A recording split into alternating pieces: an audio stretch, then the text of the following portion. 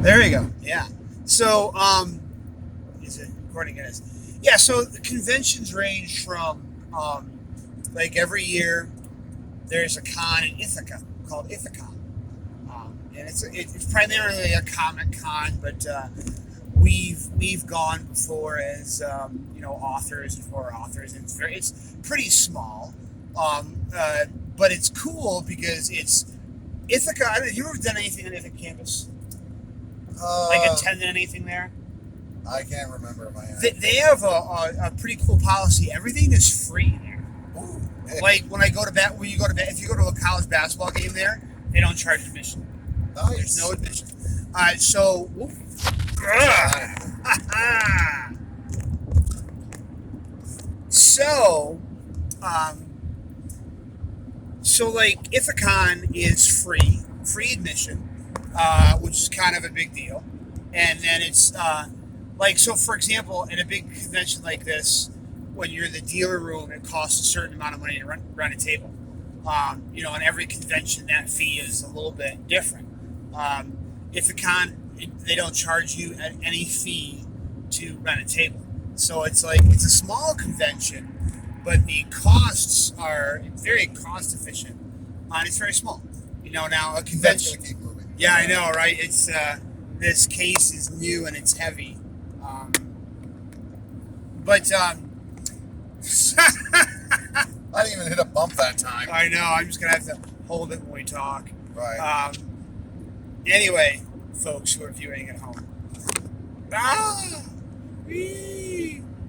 So, but a con like this will probably, between the attendees who are there as guests and then people are just showing up and dealers, you're going to have probably over 1,000 people, probably. My, we're, Bob Ford and I, which you'll meet him, we were talking.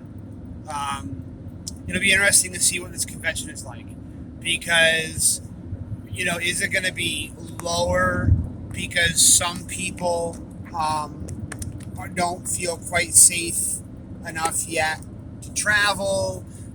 Is it going to be higher because people are desperate to go to something because we missed last year?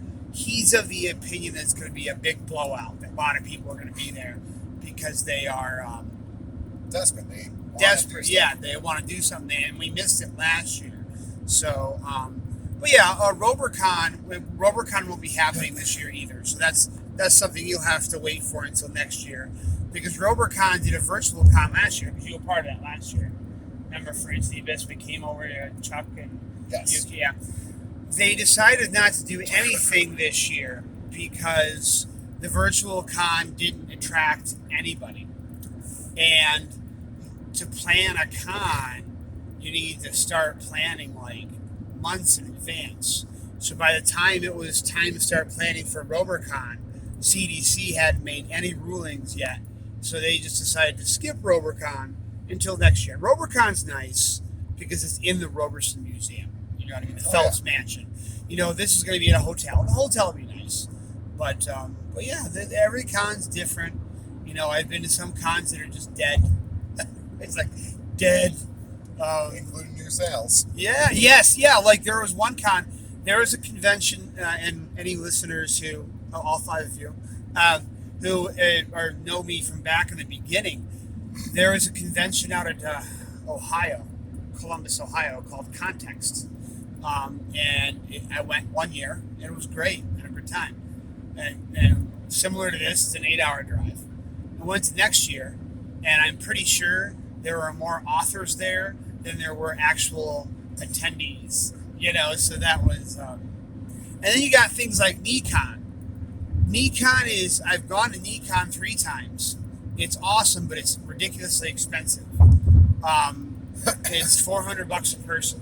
Oh. But that includes your hotel room, the convention fee. It also includes 3 square meals a day.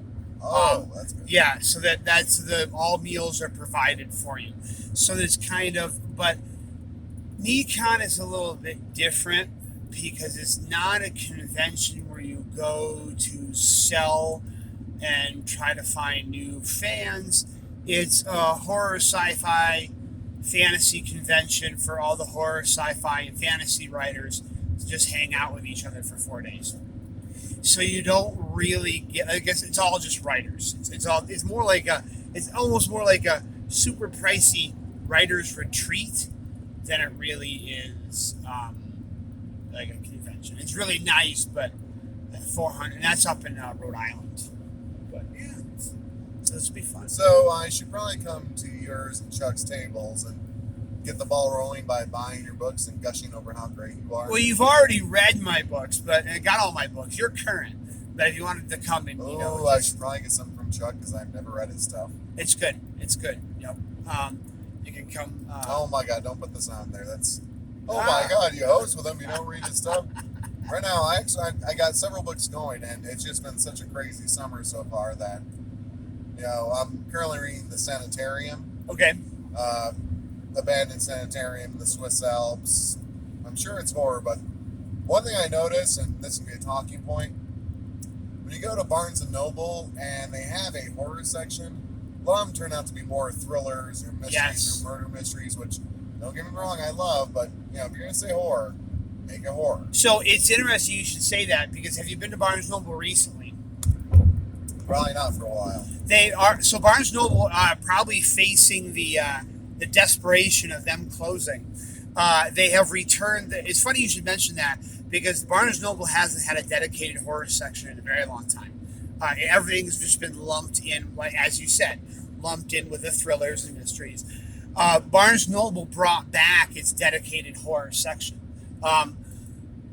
But obviously, dedicated horror section means 30 books by Stephen King and then 30 books by Dean Koontz. But it's funny you should mention that. We're putting together a Halloween book signing down in Wilkes-Barre, because the Wilkes-Barre person who works at Barnes & Noble is very pro-horror, and his mission is to have a horror section that has books not by Stephen King and Dean Koontz. And we're trying to get a horror signing down there, and there used to be a Halloween horror signing down there every year, and I used to go, and it was always really enjoyable, and then they stopped doing it for a couple of years, so that's kind of... Anyway, that's our road update at this point.